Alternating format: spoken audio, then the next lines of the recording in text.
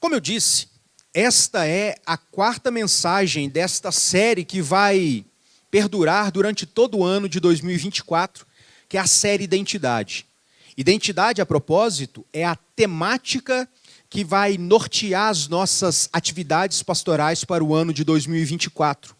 E a razão para isso eu tenho dito, tenho repetido, sem medo de ser repetitivo, que nós vivemos um contexto muito específico.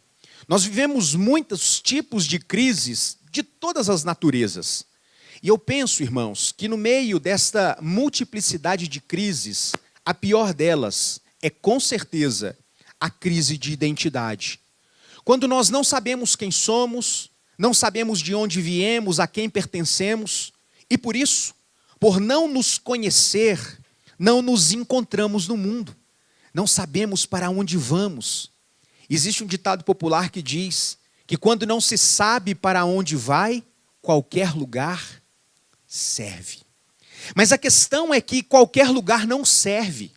Nós fomos criados com um propósito. Nós temos uma missão, uma razão de existir. E para que nós entendamos então quem somos, de onde viemos, qual a nossa missão e destino, é necessário que nós nos voltemos a conceitos básicos como o conceito de identidade. Quem nós somos? Por que nós existimos? Por isso hoje, eu gostaria de chamar a sua atenção para uma informação que é descrita largamente em toda a Bíblia, que é o fato de que Deus constituiu um povo para si. Então a temática da nossa reflexão nessa noite é justamente essa: um povo para chamar de seu. Você, se crê em Jesus, no Deus das Escrituras, faz parte do povo de Deus. E essa informação muda tudo. Nós temos uma filiação. Nós temos um arcabouço de crenças muito definidos. Nós temos usos e costumes também definidos pela cultura que nós vivemos, mas principalmente norteados por aspectos inerentes à nossa identidade. E por isso eu quero chamar a sua atenção para o fato de que saber quem nós somos povo de Deus, muda a dinâmica da nossa vida e a maneira que nós respondemos às questões mais diversas do nosso dia a dia. Quando nós olhamos para esse texto, nós percebemos então o sofrimento do povo de Deus por ocasião de 400 anos de escravidão no Egito. E é muito interessante perceber que Moisés registra que Deus se lembrou da aliança que havia feito com Abraão. Quando Moisés diz que Deus se lembrou, não significa que Deus havia se esquecido. Significa que Deus decidiu intervir neste momento, neste contexto, para mudar a sorte do seu povo. E Deus fez isso exatamente porque Deus separou a descendência de Abraão como sendo um povo para chamar de seu. Você é povo de Deus. E nesta condição residem promessas da parte de Deus que Deus não vai deixar de cumprir. Quando nós olhamos para a Escritura, nós concebemos o fato de que a Bíblia é a palavra de Deus. E eu sei que isso parece estranho, dizer que a Bíblia é a palavra de Deus. É óbvio que ela é a palavra de Deus, diria alguns. É verdade. O problema é que nós vivemos um contexto onde muitas pessoas estão alegando que a Bíblia contém a palavra de Deus. Mas a palavra é mais do que isso. Ela é toda palavra de Deus. Crer nestas Escrituras como sendo a base da nossa fé é algo inegociável. Tanto o Antigo quanto o Novo Testamento fazem parte de um todo indivisível. Algo que não pode ser lido separadamente, sob pena de não compreendermos a mensagem do livro. Portanto, nós precisamos olhar para textos como esse, à luz de toda a Escritura, para que possamos então aplicar com fidelidade as verdades desse texto à nossa vida. Não são raras as vezes que as pessoas fazem leituras desconexas dos testamentos, tirando textos dos seus contextos e assim produzindo vários pretextos para interpretações as mais diversas. Algumas pessoas dizem que, majoritariamente no Antigo Testamento, a temática é a lei. Tudo para estas pessoas parece girar em torno da lei. E para estas pessoas, o Novo Testamento é completamente diferente. O Novo Testamento, então, Deus trata com o seu povo à luz da graça, fazendo, então, uma separação, quando, na verdade, todo o texto sagrado revela-nos um Deus que sempre se relacionou com o seu povo por meio de graça. E por que eu estou dizendo isso, irmãos? Porque houveram ao longo da história vários movimentos que tentaram produzir esta cisão. O Antigo Testamento como sendo diametralmente oposto do Novo Testamento. Houve já nos primeiros séculos um homem chamado Marcião, que defendia uma heresia que ficou conhecida historicamente como marcionismo. Marcião dizia que o Deus do Antigo Testamento era um Deus tão bravo, tão irado, que se movia pela lei, que era incompatível com o Deus do Novo Testamento. Portanto, para Marcião, o Antigo Testamento deveria ser completamente desconsiderado. Existiam, na verdade, dois deuses: o Deus do Antigo Testamento e o Deus de graça, de perdão, de amor do Novo Testamento. Nós sabemos que esta é uma heresia, porque a Bíblia nos fala de um único Deus que sempre se relacionou com o seu povo por meio de graça, misericórdia e compaixão.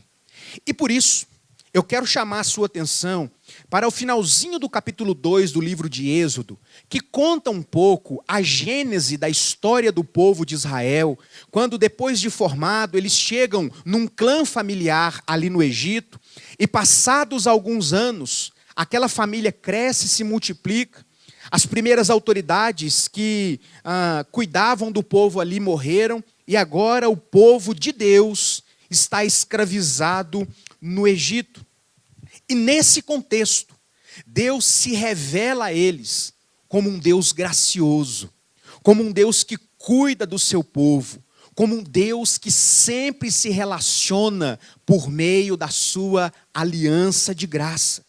Quando nós olhamos para esse texto, nós percebemos que Deus então intervém na vida do seu povo, quando aquele povo estava escravizado, sob o domínio de Faraó, sob a escravidão imposta pelo povo egípcio. Então nós percebemos três movimentos muito claros nesse texto. O primeiro deles é um estado, a constatação de que o povo vivia subjugado, em escravidão. Então Deus se compadece do seu povo por causa da escravidão que eles viviam. Depois, nós percebemos uma ação de Deus na libertação do povo. É Deus quem desce do céu e provê os meios necessários para fazer com que o seu povo saísse do Egito, se livrasse da escravidão e, por fim, como consequência, pudesse então alcançar uma terra que Deus havia prometido a Abraão por ocasião da aliança que fez com ele. E quando nós olhamos para esse texto, nós podemos nos fazer a seguinte pergunta: pastor, eu entendi a dinâmica da história do povo de Israel no contexto do Egito. Mas afinal de contas, o que isso tem a ver com a minha vida? Qual o paralelo que nós podemos traçar com esta história, com aquilo que está acontecendo nesses 3 versos, conosco hoje? Nos parece algo relativamente simples entender que, assim como os descendentes de Jacó no Egito, que eram descendentes de Abraão, que Deus havia separado para si, para formar um povo, era um povo de Deus, e sobre eles recaíam promessas de cuidado e proteção da parte de Deus. Nós somos hoje, como igreja de Cristo, como cristãos, igualmente povo de Deus. E sobre nós recaem promessas da parte de Deus que mudam a dinâmica da nossa vida, a maneira com que nós nos relacionamos com as dificuldades que nós enfrentamos. Deus é o mesmo e Ele sempre se relaciona com o seu povo por meio da sua graça e misericórdia. Então nós podemos perceber aqui, na maneira que Deus está se relacionando com o povo, no êxodo, na saída do Egito, traços de como Deus ainda hoje se relaciona conosco, nós que somos o povo de Deus. Então eu quero caminhar com você nestes 3 movimentos do texto. O primeiro deles, a constatação da escravidão. Quando nós olhamos para o texto vai dizer, verso 23, decorridos muitos dias, e aqui o contexto é que José havia ido para o Egito, e depois de toda aquela trama ele se revela para os seus irmãos, e ele leva toda a sua família para o Egito. O clã familiar de Jacó agora se torna morador das terras do Egito, sob a proteção de José e de Faraó. Esses dias passaram. O clã de Jacó cresceu, se multiplicou e se tornou um povo muito numeroso. Então aquelas autoridades que tinham a família de José, de Jacó, como pessoas queridas, morreram. E o povo então foi subjugado. Eles estavam então num final de um período de 400 anos, várias gerações, vivendo como escravos no Egito. O texto vai dizer, e o rei do Egito morreu, ou seja, o rei que estava cuidando da família de Jacó. Os filhos de Israel gemiam por causa da escravidão.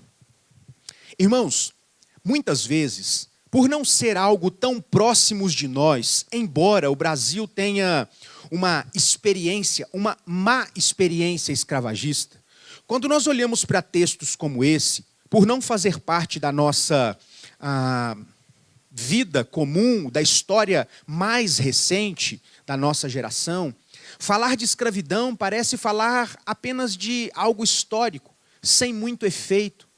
Mas quando nós olhamos para esse texto, nós precisamos nos lembrar que aquele povo estava vivendo sob o domínio de um outro povo e estava passando por dias de trabalho extremamente pesado. O texto diz que eles gemiam. Já parou para pensar o significado de gemer sob escravidão? Trabalhamos 8 horas por dia e muitas vezes nos julgamos explorados. Imagine trabalhar toda a vida sem qualquer direito, sem poder manifestar a sua vontade, porque na verdade, uma característica do escravo é justamente ter a sua vontade suprimida pela vontade do seu senhor. Então, Jacó está instalado com a sua família, o povo cresce e agora eles estão gemendo sob essa escravidão. O texto diz que Deus ouviu o clamor do seu povo por causa da aliança que havia feito com Jacó, com Isaque e com Abraão. Isso nos traz uma lição muito importante, irmãos.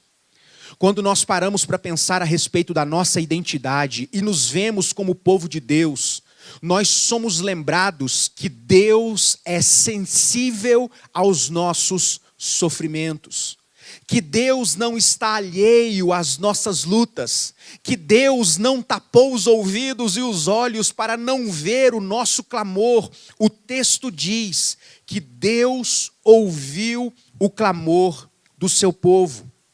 A escravidão causa sofrimentos terríveis, marcas profundas, no caso do povo, marcas no corpo, marcas na alma, diminuem a dignidade humana. Deus ouviu o sofrimento do seu povo. Um escravo não tem vontade própria, a sua vontade é suprimida pelos desejos do seu senhor. Esta era a condição do povo vivendo no Egito, sem vontade própria, gemendo por causa dos seus sofrimentos e sem esperança. É muito interessante que quando nós caminhamos na história da narrativa bíblica, a história que conta como Deus amou o mundo e decidiu salvar pecadores, nós seremos informados que, embora eu e você não estejamos sob o domínio do Império Egípcio, nós éramos escravos do pecado. O texto neotestamentário, o Novo Testamento, olha para o Antigo Testamento, e o apóstolo Paulo principalmente nos lembra de que nós estávamos mortos nos nossos delitos e pecados, éramos reféns de um estado de pecado, onde nós não buscávamos a Deus. A pessoa que está escravizada no pecado, ela já não tem mais vontade própria. É muito interessante quando nós podemos pensar neste exemplo e nos lembrar de alguém que é refém de algum tipo de vício, de alguma substância entorpecente. Via de regra, estas pessoas até no coração desejam não fazer uso de determinadas substâncias, mas elas, por sua conta, sem ajuda, sem intervenção, sem tratamento, simplesmente não conseguem. A sua vontade está cativa àquela condição. E quando nós olhamos para a nossa vida, irmãos, afastados de Deus, nós somos lembrados de que nós éramos escravos do pecado. Estávamos afastados de Deus. A nossa condição espiritual não era de simplesmente uma enfermidade. O pecado não é uma doença. O pecado é um estado. E para aqueles que estão longe de Deus, um estado de morte. O apóstolo Paulo, escrevendo a Tito, no capítulo 3, verso 3, diz assim: pois nós também, outrora, éramos nécios, sem conhecimento, desobedientes, desgarrados, escravos de toda sorte de paixões e prazeres, vivendo em malícia, inveja, odiosos e odiando uns aos outros. Então perceba que em alguma medida a história do povo de Israel no contexto de libertação do Egito é muito semelhante à nossa. Assim como o povo estava sofrendo e gemendo, clamando por salvação, clamando por Salvador, essa também era a condição de todos nós quando não conhecíamos a Deus. Por causa da escravidão do pecado, Deus interveio na história da humanidade, enviando Jesus Cristo para nos salvar. Então pense, em primeiro lugar, o estado de escravidão não definiu o futuro do povo de Deus. Deus não está alheio aos nossos sofrimentos. Todas as vezes que eu e você abrimos o nosso coração diante do Senhor, qualquer que seja a dificuldade que você esteja enfrentando, Deus está ouvindo. É muito belo, irmãos, quando nós paramos para pensar e concluímos que Deus não está em silêncio. Muito embora muitas vezes tenhamos dificuldade, seja pela nossa falta de fé ou pelo pecado que nos afasta de Deus, de ouvir a voz de Deus, Deus não está em silêncio. Nós somos povo de Deus e como povo de Deus, reside sobre nós a promessa da presença de Deus nas nossas vidas. O texto então vai dizer que Deus constatou a escravidão do povo, mas Deus não ficou quieto. Sabe por quê, irmãos? A Bíblia diz que Deus é amor. Amor não é simplesmente sentimento. Amor é, sobretudo, atitude. E porque Deus amou o seu povo, Deus interviu na sua história, provendo, no contexto do Êxodo, a libertação do domínio egípcio. Assim como Deus, em Cristo Jesus, nos libertou da escravidão do pecado. Como vimos, como eu já disse, O povo de Israel estava sofrendo com aquela situação de escravidão. Deus então levanta Moisés, um enviado de Deus, para ser o libertador do povo de Deus naquele contexto. Perceba como Moisés aqui é um tipo de Cristo, um tipo que aponta para Deus libertando o seu povo. Assim como Moisés interveio na história do povo, Deus enviou Jesus Cristo, superior a tudo e a todos, para que de uma vez por todas nos libertasse daquele estado de escravidão que nós falamos anteriormente. Deus envia as pragas, Deus revela o seu poder para Faraó, numa grande demonstração de controle do cosmos. Irmãos, isso é algo extremamente importante de ser destacado. Quando Deus libera aquelas pragas sobre o povo egípcio, era uma clara demonstração de que Deus tem o controle sobre todas as coisas. Deus coloca o povo para fora do Egito e acontece algo de extraordinário, irmãos. Deus coloca sobre eles uma nuvem para fornecer sombra durante o dia e uma coluna de fogo para aquecer o povo, para iluminar o caminho do povo durante a noite. E Deus faz mais. Deus coloca ainda um anjo que ia na frente do povo, na frente do exército de Israel. Então perceba, Deus intervém na história do povo e se faz presente. O maior presente que nós temos como povo de Deus não são os bens que nós temos ou eventualmente poderemos ter ao longo da vida. O maior presente que nós temos como povo de Deus é a presença do Deus Todo-Poderoso conosco. O povo sai do Egito, eventos teofânicos da presença, da manifestação de Deus acompanham o povo. Agora o povo está diante do Mar Vermelho e eles vacilam. O que nós faremos? Para onde nós correremos? Quantas vezes eu e você nos percebemos em situações como essa? Se ficar, o bicho come. Se correr, o bicho pega. Para a direita ou para a esquerda. O povo então se volta para Moisés e diz: Moisés, e aonde? E agora? Moisés ora ao Senhor. E Deus responde para Moisés de maneira graciosa: Moisés, por que clamas a mim? Diga ao povo que marche. Perceba, irmãos, Deus está dizendo: eu falei que ia liberar vocês. Por que tanto alarde? Quando da travessia do Mar Vermelho, tanto a coluna de nuvem, quanto o anjo do Senhor passaram para trás do povo de Israel. E Deus então se coloca entre o povo e entre os seus inimigos. Irmãos, isto é algo simbolicamente importante para nós. O povo está caminhando. E o povo está se vendo como presas ali no deserto, nas margens do Mar Vermelho.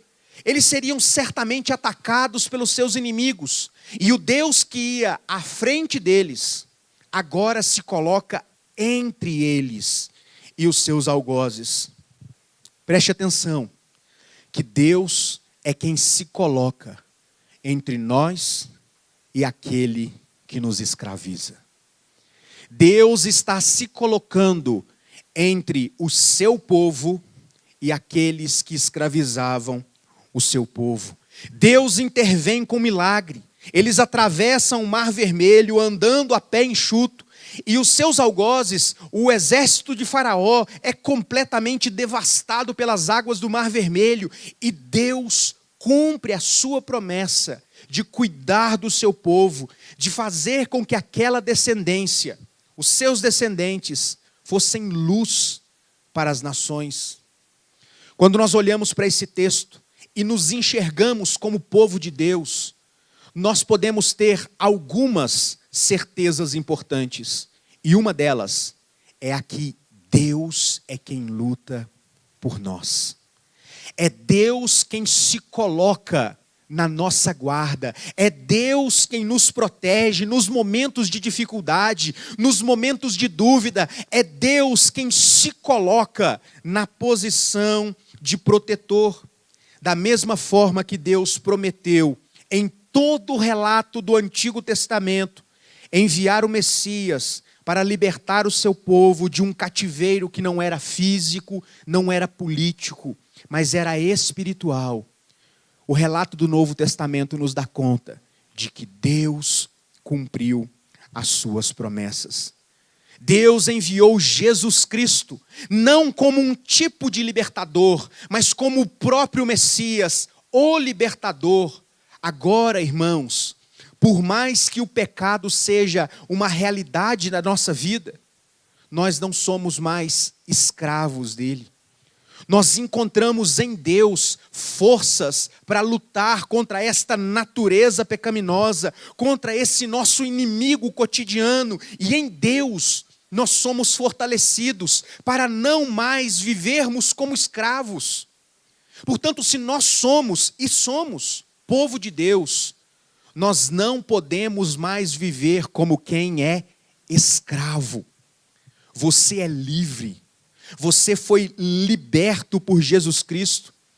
João capítulo 8, verso 36 nos diz: se, pois, o Filho vos libertar, verdadeiramente sereis livres. Jesus Cristo, o Filho de Deus, nos libertou de uma vez por todas da cadeia do pecado que nos escravizava. Portanto, como filhos de Deus, como povo de Deus, nós precisamos andar, viver como quem é de fato livre. Como quem de fato tem um libertador que anda junto de si. É muito interessante que o apóstolo Paulo, em Gálatas capítulo 4, verso 7, diz o seguinte: de sorte que não és escravo, porém filho, e sendo filho também herdeiro de Deus. Perceba como ser lembrado que eu e você somos povo de Deus muda a maneira que nós encaramos a nossa vida, a maneira que nós devemos nos portar diante das dificuldades.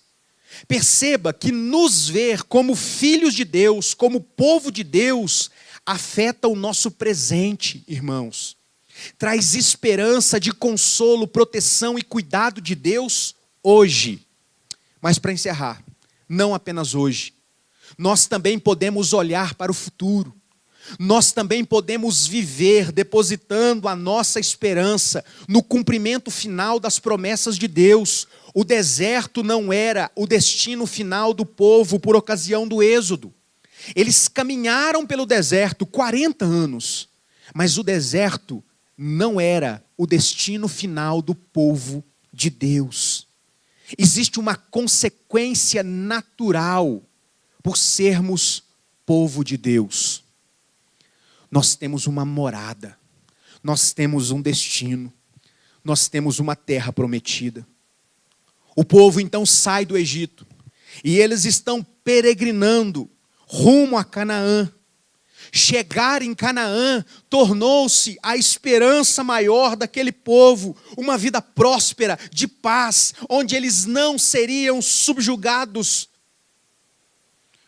Embora por causa do seu pecado, aquela geração não tenha alcançado a Canaã, a promessa de Deus se manteve inalterada para o seu povo. O povo de Deus alcançou a terra prometida. E eu fico imaginando, irmãos, o pensamento daquelas pessoas, desejando, esperando, com fé no coração, um dia não mais encarar, viver, ter que se virar ali no deserto, mas poder descansar de todas as suas fadigas numa terra, num ambiente, num contexto onde Deus havia preparado todas as coisas. Numa terra que mana leite e mel, é a descrição da Canaã prometida para o povo. Eu fico imaginando a ansiedade desse povo por chegar no seu lar, na terra prometida. Certamente, pensar na recompensa que Deus havia prometido para o povo deveria fazê-los considerar as lutas da peregrinação no deserto menores do que as alegrias provenientes da liberdade numa terra tão boa. E quando nós olhamos para isso, nós somos lembrados, irmãos, que existem promessas da parte de Deus que nos garantem um descanso eterno, que nos garante a entrada naquilo que João vai chamar de novos céus e nova terra, a terra prometida, onde os sofrimentos deste mundo não têm lugar.